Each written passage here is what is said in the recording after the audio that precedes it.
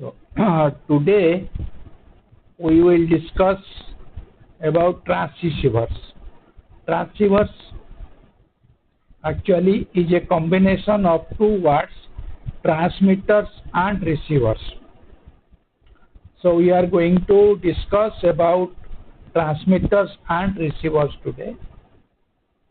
Basically, we will look at the circuits, basic circuits. Instead of going into details of these circuits, working principle of these circuits, I will just give you the circuits or the block diagram of the circuits, and you will learn details of these circuits later in your course in communication or communication system. Those will be different courses. There you will know details about these circuits. We will just see what are these circuits, which are the circuits. So you have to remember these circuits for your examination. So this is basically from the examination point of view. In the last class we saw two types of modulation. One is amplitude modulation, in which the amplitude of the carrier changes.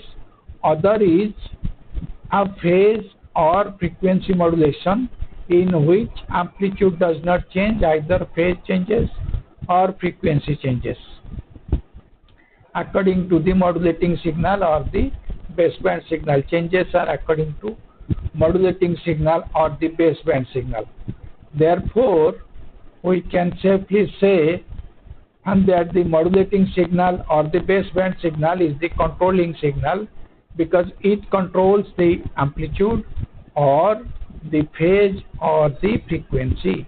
These are the characteristics of the carrier signal are changed according to the baseband or modulating signal, or the baseband or modulating signal is controlling the characteristics of the carrier signal or carrier wave.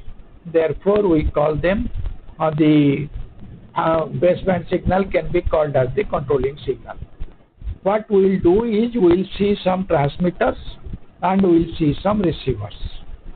So transmitters means the modulators which can produce modulation, the circuits which can produce modulation, or the circuits which can demodulate, which means from the modulated wave the circuits which can recover back the original baseband signal. So these circuits we are going to see. This, as I told you earlier, this is basically from the MIT Open Courseware. The course that I am going to discuss, or the portion that I am going to discuss, is from MIT Courseware. I will be just explaining, I will try to explain what is there in this courseware. So basically this is not my stuff, not my original stuff. This is taken from MIT Courseware. Okay. We'll start from transceivers for amplitude modulation. Then we'll go to other transceivers.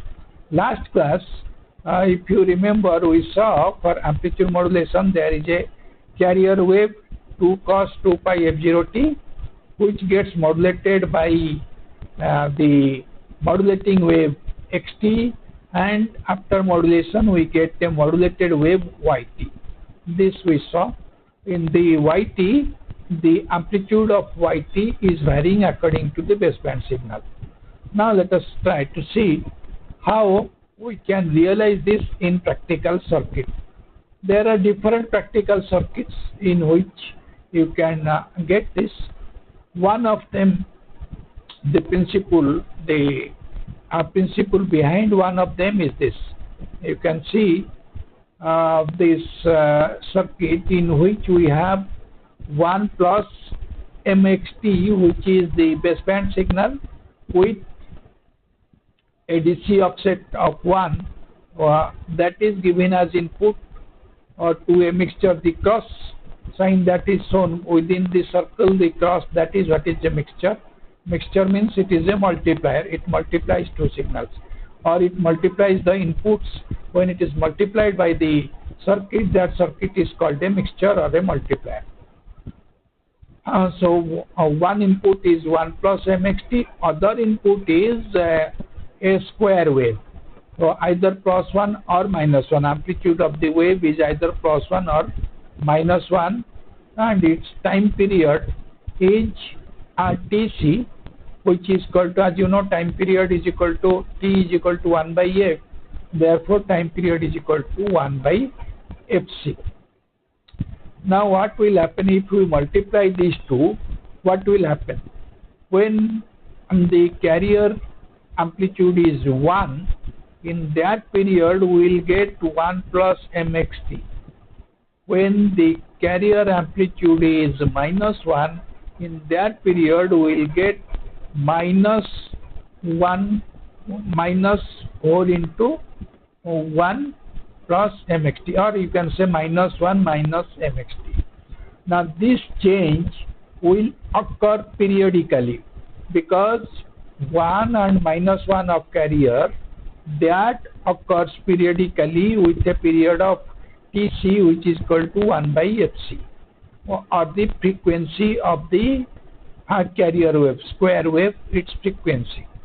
Therefore, we can say if we multiply these two, 1 plus mxt, if we multiply that with this carrier wave and then pass it through a low pass filter or a band pass filter, so after that what we will get is 1 plus mxt into cos omega ct. What the filter will filter out all the higher order terms. You can do it yourself easily. You go for a square wave. In the square wave, use the Fourier analysis. So ft is equal to a0 plus summation an sin omega nt plus summation bn cos omega nt. Then you can see the wave is symmetric. Since the wave is symmetric, one part will be dropped. The cos omega ct part, omega nt part will be dropped. Whatever is left, that will be multiplied by 1 plus mxt. Then the portion that is left will contain the term cos omega ct. Then it will contain cos 2 omega ct, cos 4 omega ct, cos omega ct, then cos 3 omega ct, then cos 5 omega ct. Even number of terms it will contain. Then if you use a filter, bandpass filter, to filter out a DC component as well as higher order component like cos 3 omega ct, etc., ultimately you will get 1 plus mxt into cos omega ct. So this is the scheme. Now in this scheme you can see we are using the carrier as a plus or minus, as a square wave, that you can get using a switch. How to get the carrier plus 1 or minus 1? That you can say that let us use a switch. If I use a switch, when the switch is on, that is plus 1. When the switch is off, that is minus 1. So that we can say. Or we can take a connector which is connected to plus 5 volt or minus 5 volt. So when it is connected to plus 5 volt, we get plus 1. When it is thrown to minus 5 volt, we get minus 5 1. So that way now this throwing between plus 5 volt and minus 5 volt can be according to Fc at a constant frequency Fc.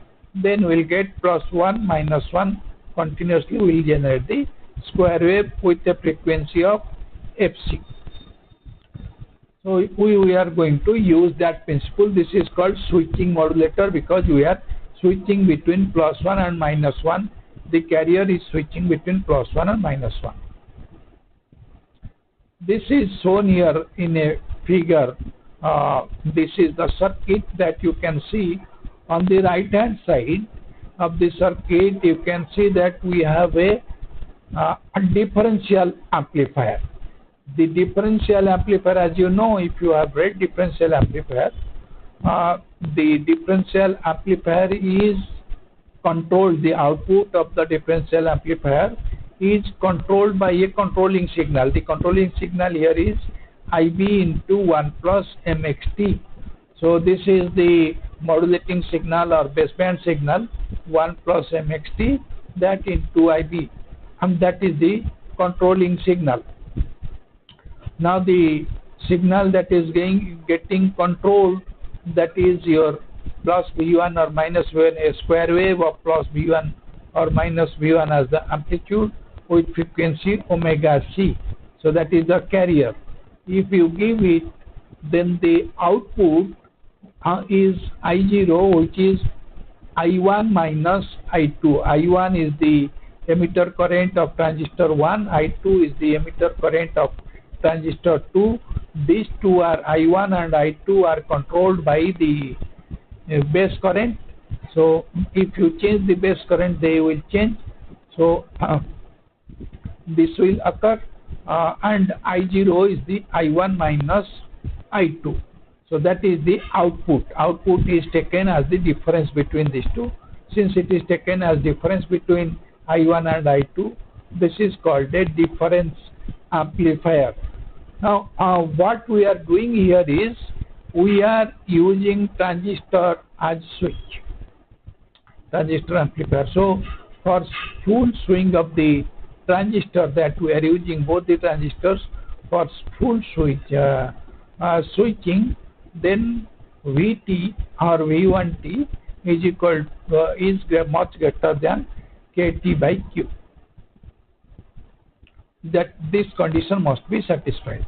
Now using this principle, this is the simplest example of a switching modulator. Using this, we can go to something called an amplitude modulation using Gilbert multiplier.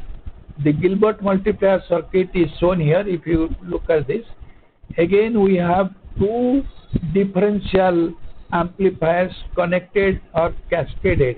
Two differential amplifiers are cascaded here.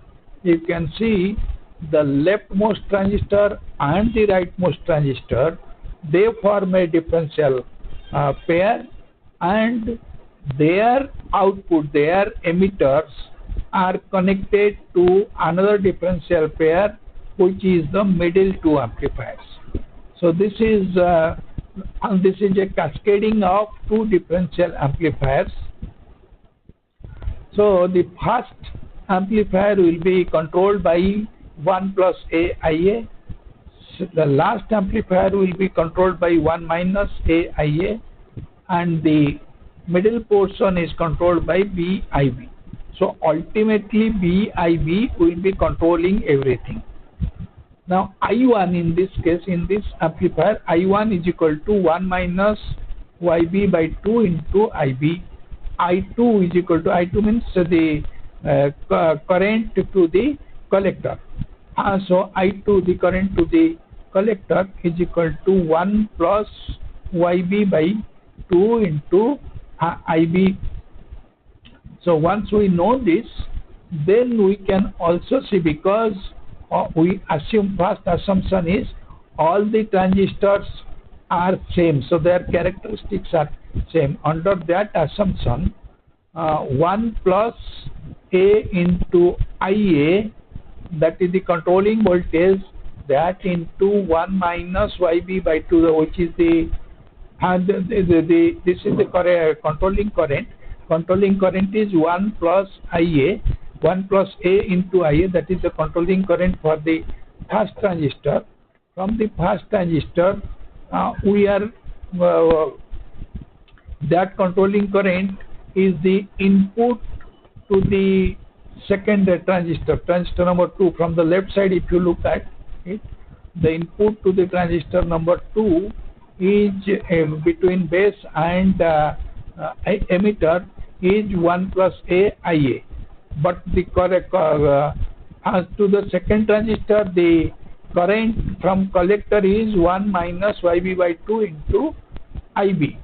Therefore, you can say 1 plus AIA into 1 minus YB by 2 into IB, that will be equal to this its mirror reflection. Mirror reflection is 1 minus A into IA, that into 1 plus YB by 2 IB, because all the transistors have same characteristics.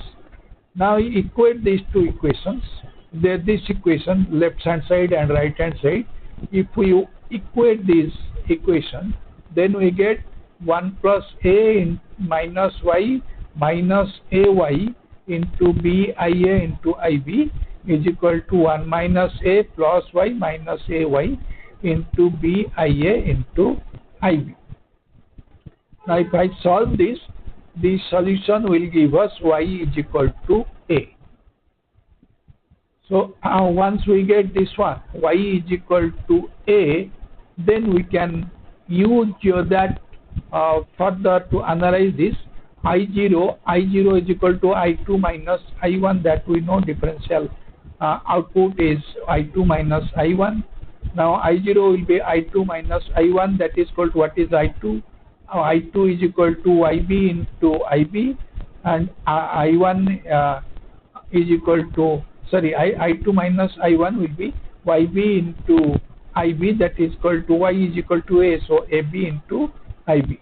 Now when B is greater than 0 and A is between minus 1 to 1, so then we can say when A is equal to minus 1 to 1, that type of wave can be represented by a cosine function. So A is equal to AC cos omega CT, that we can use. For A we can use AC cos omega CT or the carrier. For A we can use the carrier. Similarly for B, B is the controlling, will be the controlling signal. So for B we'll use B is equal to 1 plus MXT. So now we know what is A, what is B, or what is the carrier, what will be the, where we have to give the carrier and where we have to give the modulator or modulating signal or baseband signal accordingly.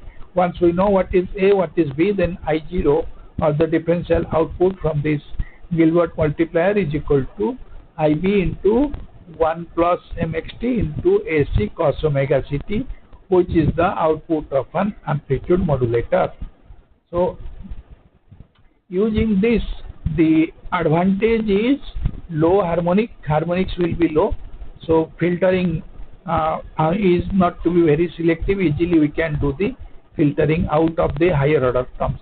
High frequency terms or high tones can be filtered out easily. Disadvantage is, since we are using more number of transistors, it requires higher power. You can see on the internet, go for Gilbert, look at Gilbert multiplier or Gilbert cell. For detailed analysis, you can go to the internet and see the analysis. So this is how you generate the amplitude modulation. Now once we know what is amplitude modulation, then next is we have to use DSB transmitter or a balanced modulator.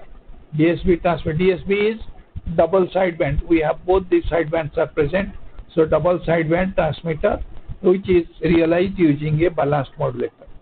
This figure gives you or shows you the DSB transmitter. What we are doing is we are using two Gilbert amplifiers, and to these two Gilbert amplifiers we are giving the same AC cos omega CT or the same carrier is given to both the Gilbert multipliers. But the first Gilbert multiplier, the controlling element is, or controlling current is IB into 1 plus MXT. To the second one, the controlling current is IB into 1 minus MXT. So that is the difference, this much of difference. If that difference is there, then you will get I1 and I2. I1 is the output from the first one, I2 is the output from the second one.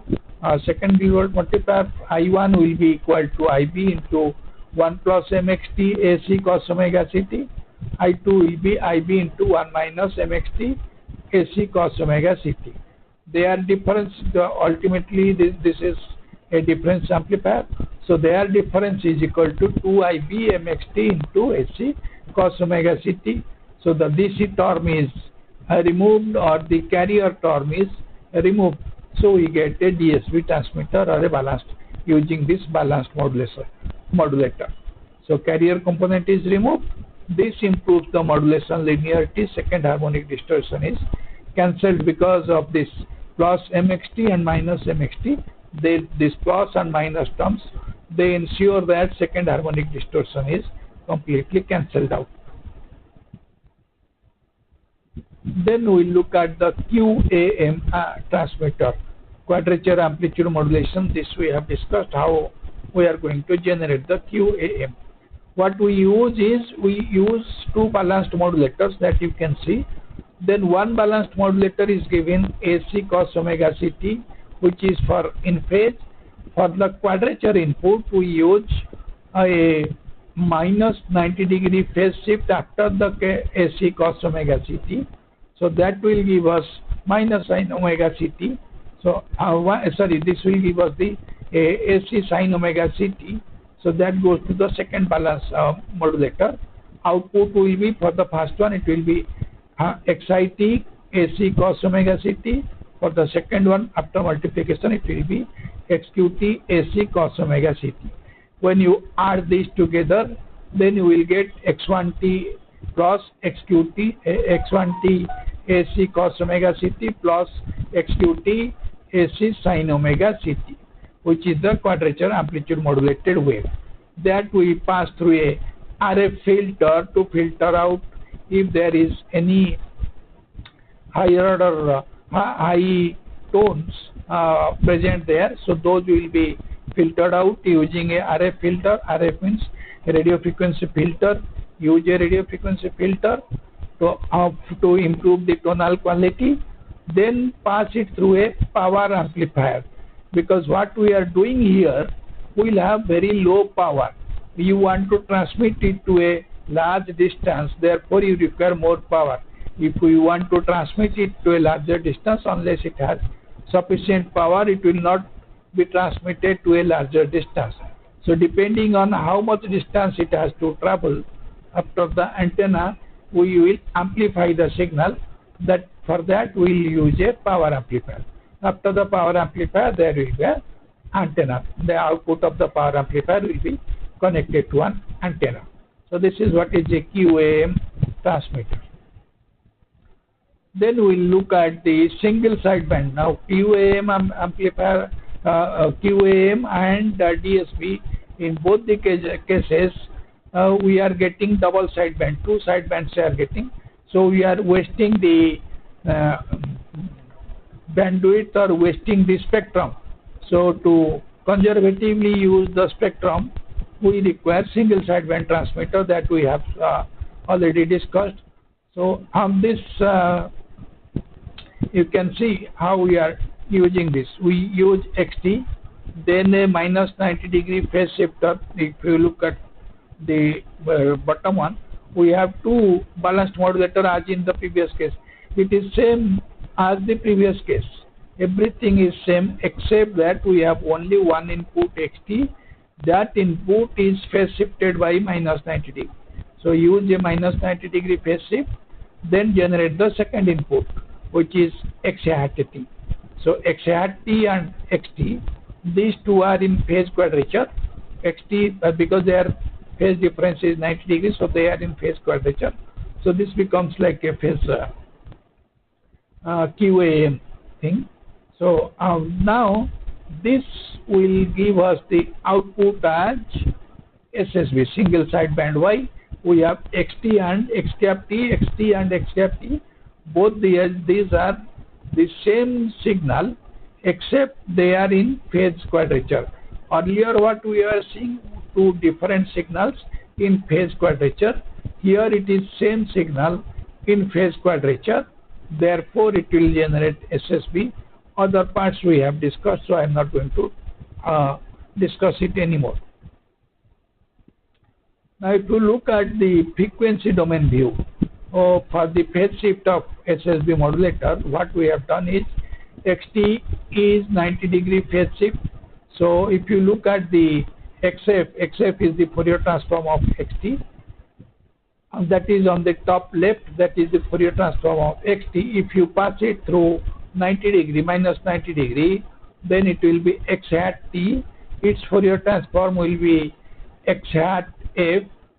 That will have a positive side and a negative spectrum. So positive peak and a negative peak. The spectrum will have a positive peak and a negative peak for the x hat t. Now xt multiplied by cos 2 ft, which is we are modulating it to get yt. So that gives us yf. In the yf at plus minus f0, we are getting what is xf. xf is translated to plus minus f0. From 0, xf shifts to the right and left. Now same thing,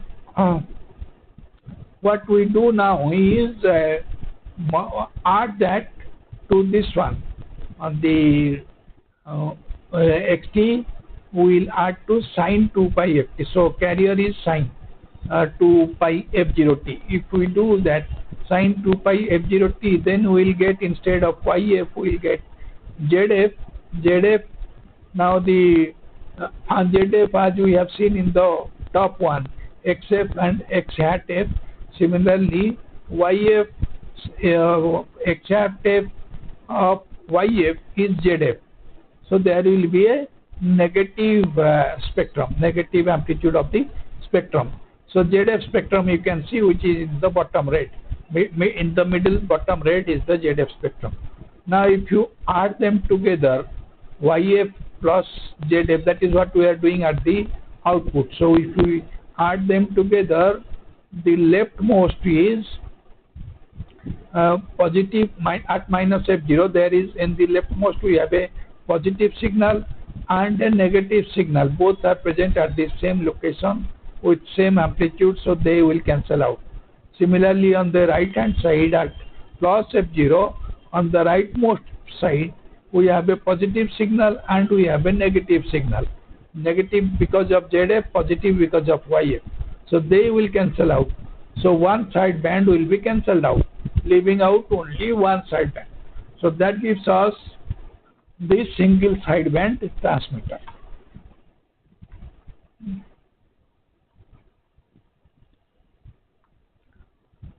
Then here is another transmitter which is called SSB transmitter. Again, this is second type of transmitter, another form of SSB transmitter. In this, what we do is, instead of using the radio frequency, we use an intermediate frequency. So instead of using the ballast modulator exactly at the same, instead of using the local oscillator exactly at the same frequency as the carrier frequency, we use a local oscillator whose frequency is different from the carrier frequency. What is the advantage? Advantage is, actually you will see at the a receiver end, advantage is, if the carrier frequency is very high, it is sometimes difficult for devices to capture them. So you have to reduce the carrier frequency. So if you reduce the carrier frequency at the receiver end, then the reduced frequency is called intermediate frequency. Why it is intermediate? It is between the radio frequency which you have received and the frequency that you are processing, which means the audio frequency that ultimately you receive, or the received frequency is converted to some other frequency like audio or video or data. So between these two frequencies, the intermediate frequency exists. Therefore, it is called intermediate frequency. So what we do here is, we use take the radio frequency spectrum or the carrier spectrum that is coming, that we give to a ballast modulator for IF, which means the frequency of the local oscillator for the balanced modulator is not exactly same as the frequency of the not exactly same as the radio frequency. So since it is not exactly same as the radio frequency, it will give us a different frequency, FIF.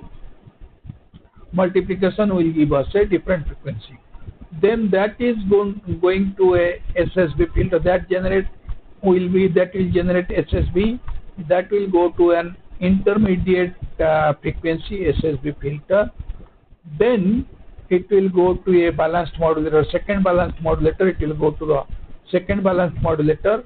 In the second balanced modulator, again we use the RF oscillator FC minus IA. Then that will go to the RF filter out the RF part, and then pass it through the power amplifier. Then we can give it to the antenna. So this is what basically we do in case of using a IF stage. So the previous one, SSB transmitter 1, is not using IF stage. Here we are using an IF stage. Using this type of thing, we use the transmitters that we generate are called heterodyne transmitters, and there are super heterodyne transmitters. The heterodyne transmitter, in this, the sideband filtering requires high selectivity, which means the filter should be very accurate. Sideband filtering is easier at lower IF frequency than at RF frequency because the selectivity degrades as you go up in the frequency. Therefore, sideband filtering is easier at lower IF frequency. For example, at IF frequencies or SAW filters, they can offer very high selectivity, low insertion loss, low noise figure. They are relatively cheap, and this sideband filtering is relatively cheap if you go for IF frequency. Same issues will apply to receivers also, not just SSB receiver, for all type of receivers. Then we will go to from heterodyne, we will go to super heterodyne receivers. They have been dominant for decades because of this reason, that you require high selectivity filters and you can use cheap filters using an IF stage. Only problem is it requires two oscillators, that as we have seen, two local oscillators are required in this case. Now let us look at an receiver. The transmitter we have seen. Now let us look at the receiver. Rudimentary AM receiver. This is called an envelope detector. It is very simple. From the antenna will receive the radio frequency. From that it will go to RF filter, which is a tunable LC filter. So you will tune it to the radio frequency, to the receiving frequency. So that will pass through the filter, other frequencies will be filtered out. So RF filter. After the RF filter, it goes to an envelope detector. After the envelope detector, it goes to the speaker or whatever device you want to see the output. Now, why we require an envelope detector? The reason is, as we know, we discussed about AM. In the AM, the modulated signal, the amplitude of the modulated signal is varying according to the modulating signal or baseband signal, or the envelope of the amplitude of the modulated signal is the baseband signal. Therefore, we require an envelope detector. So if you detect the envelope of the modulated signal, then you have recovered the original signal or the baseband signal. That is why we require an envelope detector. We'll see about envelope detector. What is envelope detector? That we'll see later. So this is applicable to standard AM signals. This is shifted baseband. Otherwise, SSB, DSB, this scheme is not applicable. It does not require any active component. Very simple and very cheap to design it. It has low sensitivity. Sensitivity is not very high. So only strong stations can be tuned in. poor selectivity, single RF filter is required. Low baseband output power because we are not using any amplifier. So can only drive high efficiency crystal earpieces, etc. Now you can see the envelope detector here. Now in this you see what is V in. V in is the modulated signal that passes through a half wave rectifier, a diode. As you know, a simple diode is a half wave rectifier. So V in passes through a half wave rectifier. If it passes through a half wave rectifier, you will get, depending on the orientation of the rectifier, you will get either the upper half portion or the lower half portion. Here it is in the positive direction, therefore we will get the upper half portion. So output of the rectifier V1 is the upper half portion.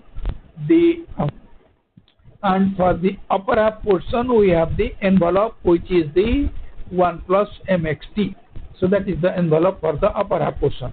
Lower half portion we are no more interested. So across the resistor R1 we get a voltage V1, which is the upper half portion of V in.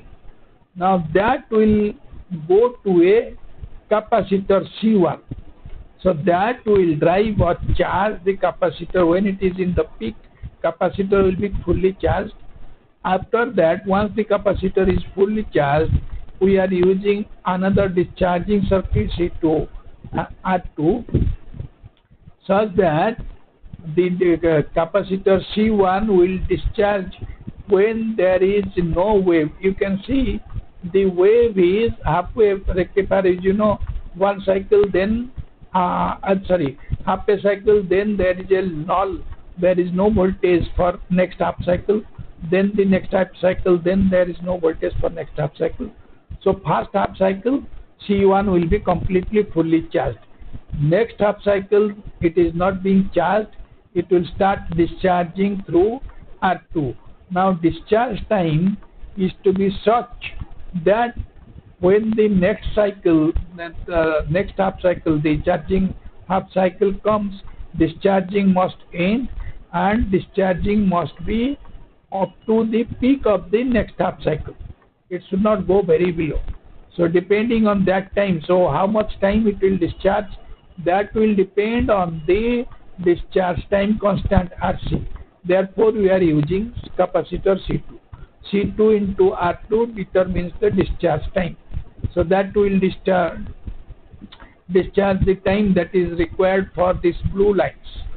And this blue line, deviation of the blue line is for the time which requires discharging, which gives you C2 into R2. So you will get this. So ramped version of the 1 plus mxt will be at the output of R2. So V out will be the ramped portion. So this ramped portion means the zigzag portions actually are high frequencies. Since these are high frequencies, you pass it through a low pass filter, the high frequency will be eliminated and it will get 1 plus mxt. So this is what is envelope detector. This is an example of envelope detector. So this is an example of a block diagram of the same thing using an envelope detector. So you have antenna, then RF filter, tunable LC, then RF amplifier to amplify the signal because the antenna receives very low powered signal. Then you pass it through an envelope detector that we discussed. Because the power is less, whatever audio signal you have recovered from envelope detector, it has low power. To drive the speaker you require high power, so you require an audio frequency amplifier. So you give an audio frequency or AF amplifier, then that drives the speaker. It has better sensitivity because of RF amplifier, can drive loudspeaker because of AF amplifier. RF selectivity is still an issue here. This is expensive when active devices are very expensive. Otherwise this is cheap. This requires 2 active devices because we have at least 2 amplifiers. RF amplifier, 1 RF amplifier, then audio amplifier. So 2 active devices are required. Then another version is called the reflex receiver. In this what we do is, after the RF filter, we take the envelope detector. Our output of the envelope detector is given as input after the RF filter. So this is a feedback type of system. Using this feedback type of system, what we avoid is mostly the local oscillator type of thing will be avoided. So it has same properties as amplified AM receiver. Single active device amplifies both RF and AF signal. That you can see, RF and AF amplifier, there is only one amplifier. Then we go to high pass filter, then go to envelope detector, output comes back here. After the RF AF amplifier, we have given the speaker, so that will be driven because of the due to the amplifier. Then if you do not get sufficient amplification, we can always use multi-stage amplifiers. Here it is multi-stage RF amplifier. Only instead of one tuned amplifier, we are using two tuned amplifier. You can use n number of tuned amplifiers here. Otherwise, the circuit remains same. This is highly sensitive circuit because we have multiple stages of RF amplifier. High selectivity is a necessity because you are using high amplification factor. So as amplification goes up, we will have high Q tuned circuits. So quality factor goes up, amplification goes up means quality factor goes up. So high selectivity is a necessity. Then we have separate tuning of each stage by a trial and error. This part is very tedious, separately tuning the RF filter, tuning the RF amplifier. Each RF amplifier is to be tuned separately. So that is a very tedious manual process. That is the disadvantage. Then we'll come to super generation receiver. Super generation receiver is as same as the envelope detector that we are using, but we are using a quench here. Look at the circuit. In the circuit, we have antenna, then a RF choke, then we have a capacitor. So RF choke and capacitor, the inductor and capacitor, they form a tuned circuit. So we can tune that by adjusting the capacitance value. Then we have two resistances, R1 and R2.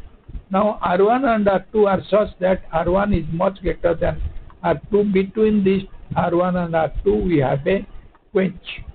Then after the R2 we put the envelope detector. From the envelope detector we get the audio output. Now this quench circuit can be either an oscillator, which means it is quenching at regular intervals. Quenching means it is going up and down. So output goes to peak and goes to the dip. So that is in a continuous manner. That is quenching. So quenching at regular intervals, or amplitude detector. We use an amplitude detector there, which is quenching when the predetermined amplitude is reached. That will quench. Which may quench means the switch will be pushed. Large effective RF gain can be achieved by a single stage. So it is cheap and it generates characteristic hissing due to amplification of thermal noise. When there is no signal but thermal noise is present, that too produce hissing.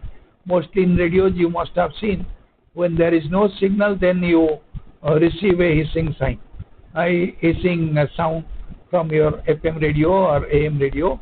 You receive a hissing sound because of this. Okay.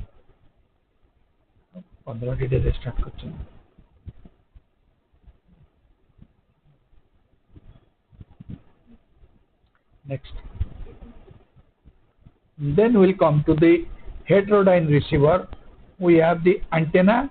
After antenna, RF filter, which is a tunable LC filter, then RF amplifier. Then we have a frequency converter. Using the frequency converter, we convert the RF frequency to IF frequency. So then we have the IF filter, IF amplifier, then envelope detector, then audio frequency amplifier, AF amplifier, then the speaker. So frequency converter, in the frequency converter stage, it mixes the RF down to the lower IF frequency. Mixes means multiplies with local oscillator, that is what is mixing.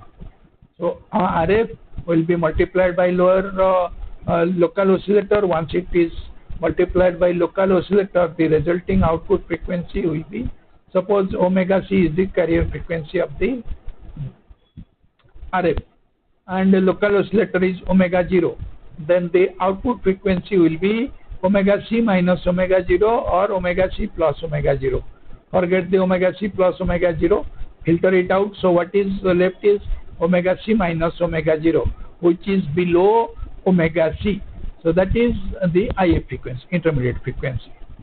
So that so RF is converted down to IF frequency. This gives you better selectivity at lower frequency IF filters. This has excellent selectivity due to additional IF filtering. Since we have another IF filter, better sensitivity because of IF amplifier. So since you come to IF stage, it becomes easier. Okay. Then we'll come to the super heterodyne receiver, which is the most important receiver that is in use in AM modulation today. So antenna, then RF filter, then RF amplifier, then we have the mixture for the tunable local oscillator. So now what happens here is for the mixture from the local oscillator, we give a signal to the mixture as well as we give the signal to the RF filter. So this increases this local oscillator frequency is higher than the carrier frequency, therefore it is called the super heterodyne receiver. Since it is higher than the carrier frequency, so omega c minus omega 0, which is the local frequency, omega 0 is higher than omega c, so you will get a frequency which is lower than the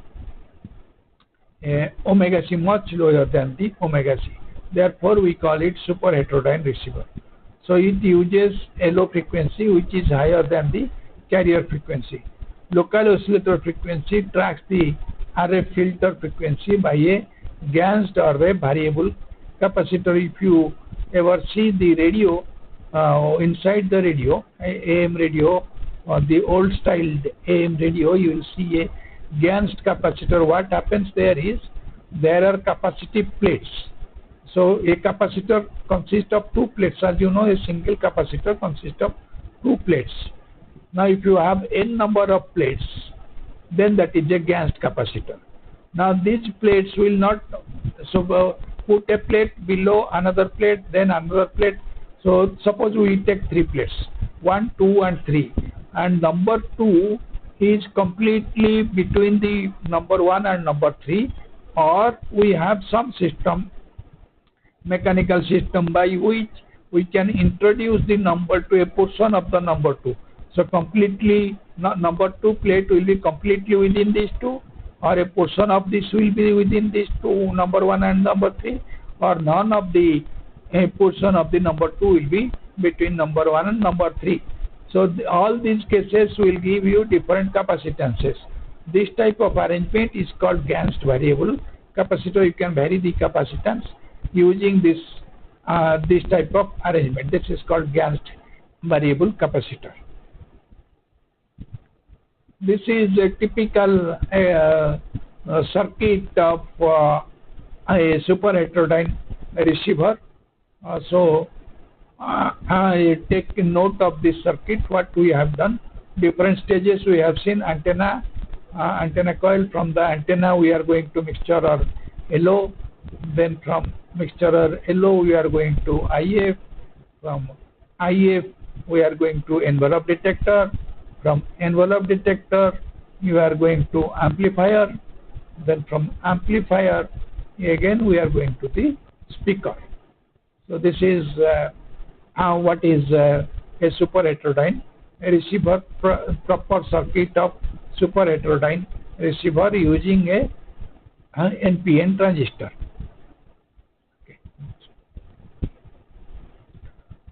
This gives you the spectra of a super heterodyne receiver. So you have RF at RF0. So at 0 it is 0, then minus FLO and plus FLO. So LO is local oscillator. From local oscillator you will, on the left hand side you will get the desired signal. On the right hand side you will get the image signal. When you multiply these two, you will get YT. YT will be at F0 plus minus F0. So multiply them. So ultimately you will get YF. You can see the lower one. Lower circuit is again you have at minus 2 FLO and plus 2 FLO you have the signals, image and desired signal, and at IF plus minus IF you have the image and desired signal.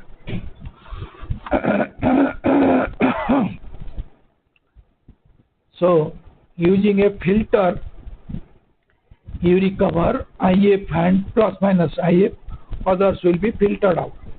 So that is what is done in the super heterodyne receiver.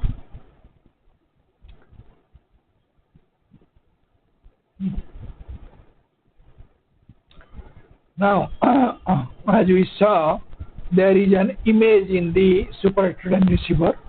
That image signal is to be thrown away. So the image signal at equidistances from FLO converts to the same IF band. The RF filter must remove the image signal.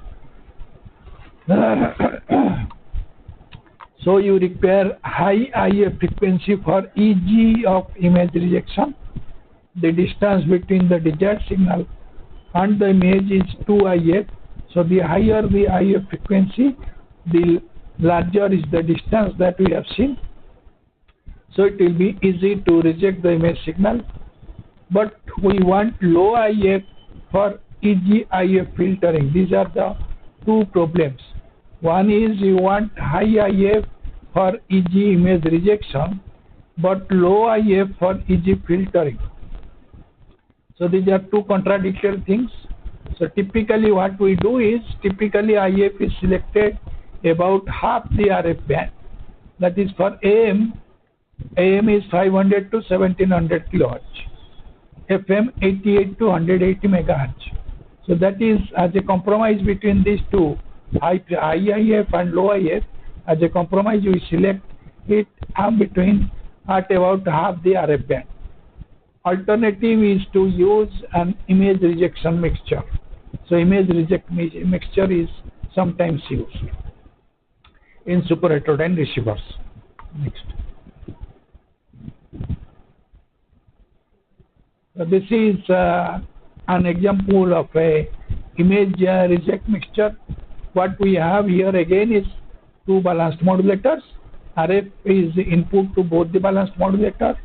Local oscillator is in quadrature, phase quadrature, is given to as input to the balanced modulators in phase quadrature. Then from the top we get YT, from the bottom we get ZT. Then ZT is 90-degree phase shifted. So from ZT then you introduce another 90-degree phase shift. That gives you Z hat T.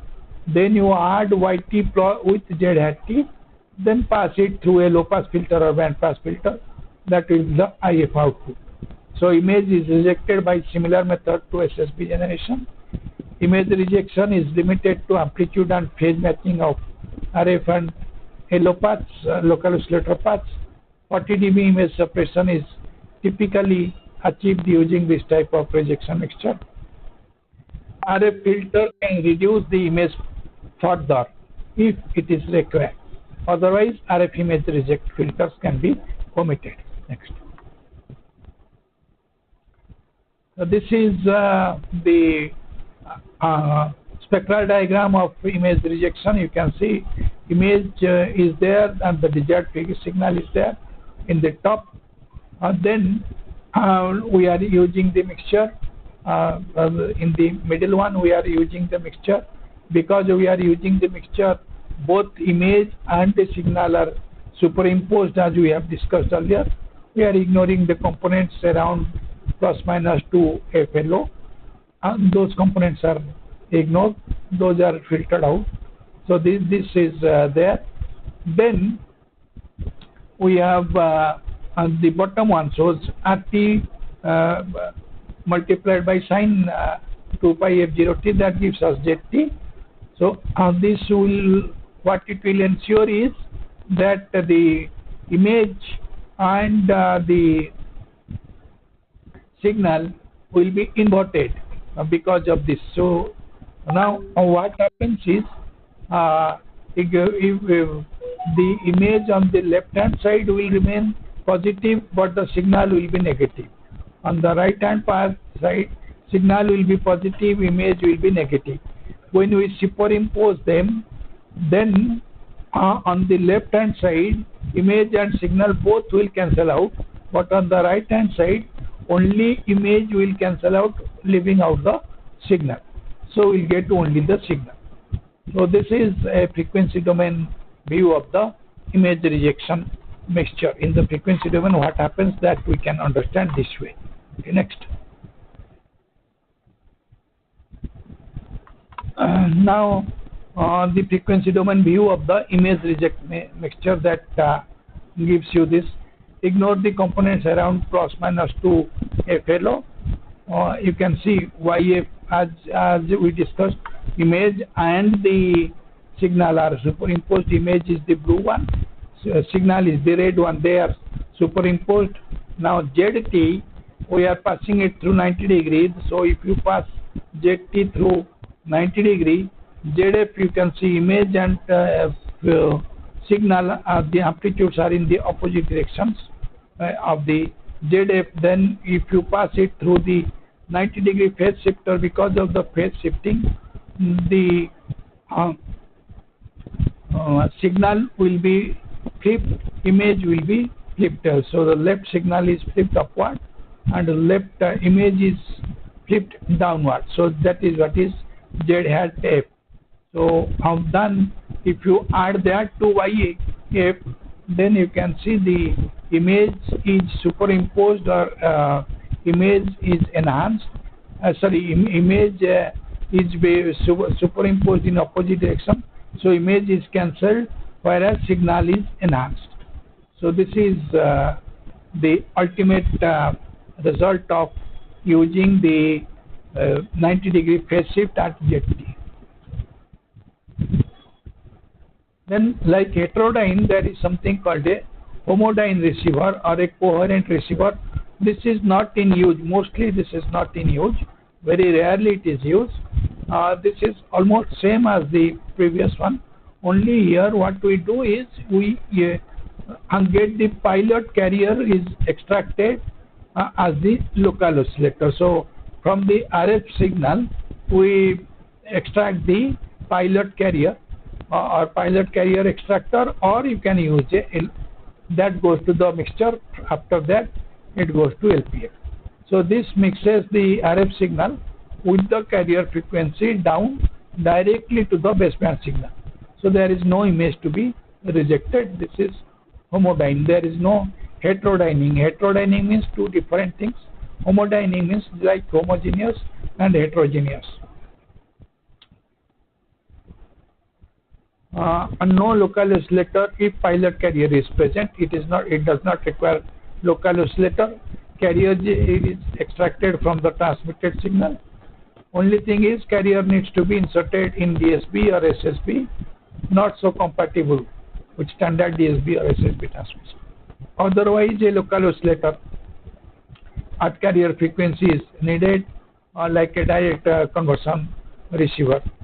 Carrier extraction can be a narrowband filter, PLL phase lock loop, or an oscillator synchronized by the carrier signal. This is a form of direct conversion receiver. Same advantages and issues as in case of direct conversion receiver. This is the spectral domain view. You can see the pilot carrier is there in the RF means in the after the mixture. So you have the pilot carrier, the at plus minus F0, then you have the signal.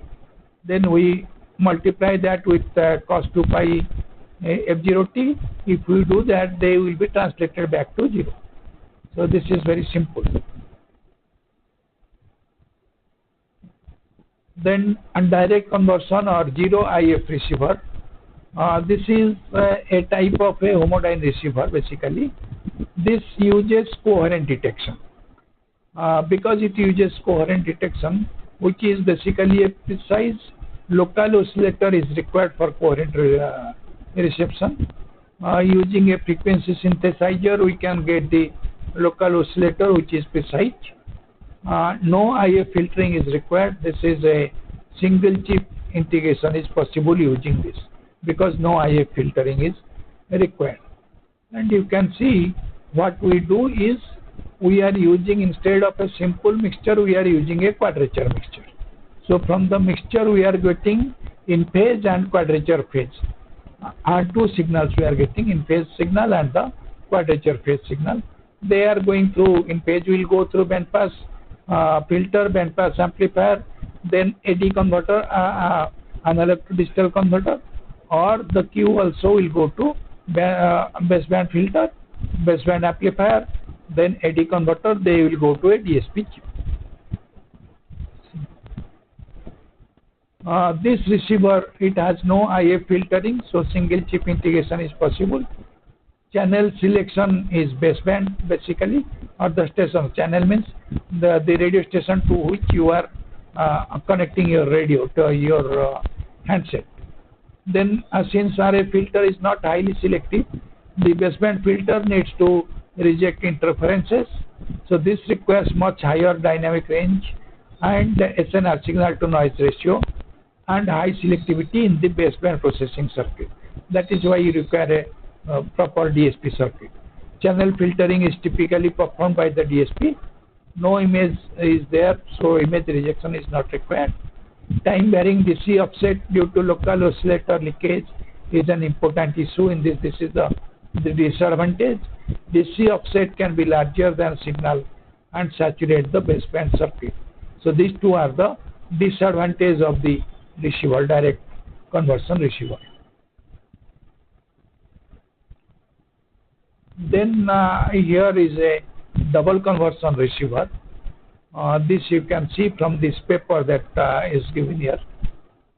Here you require IQ image rejection provided by 6 mixtures. You can see there are 6 mixtures. After the first LNA, low noise amplifier, there are 2 mixtures. Then after the filter, low pass filter, there are 4 mixtures. So after the first low pass filter, there are 4 mixtures. So in total, there are 6 mixtures in the circuit. IF filtering is using the low pass filtering is used for IF filtering. So single chip integration is easier since you are using low pass filtering. LO frequency is unequal to the carrier. So LO leakage is not an issue.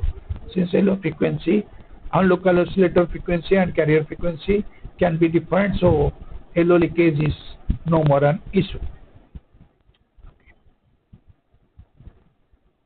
Image rejection in double conversion receiver. This is similar to Weaver SSB generator that you will read later in your communication circuit. Image rejection is by the phase relationship. No passive component is used here. Only phasing, principles of phasing is applied here. Image rejection limited by amplitude and phase matching of the 6 mixtures that we have discussed earlier. This part is not very important. You can neglect easily this part. Then a low IF receiver.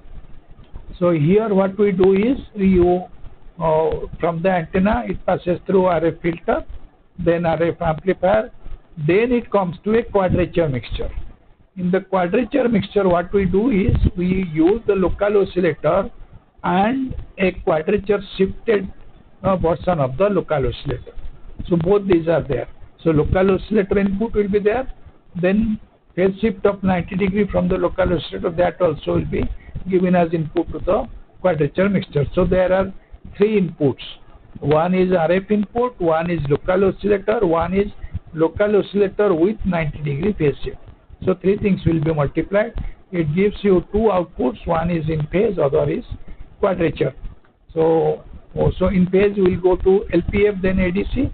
Quadrature will go to LPF, then ADC, then it will go to DSP. In the DSP, signal processing will be done. That will give you the baseband output or the digital output. Same principle as the earlier ones, but image rejection is in the digital domain. So IF frequency can be very low. The IF filter, ADC or DSP, they operate at low frequency. So this permits easy single chip integration. Image rejection still is limited by quadrature mixture, amplitude and phase matching. So with that, we will come to the end of the first class. Second class will start at 2:30 or a little bit later, 2:30. So around 2:30 we will start the second class.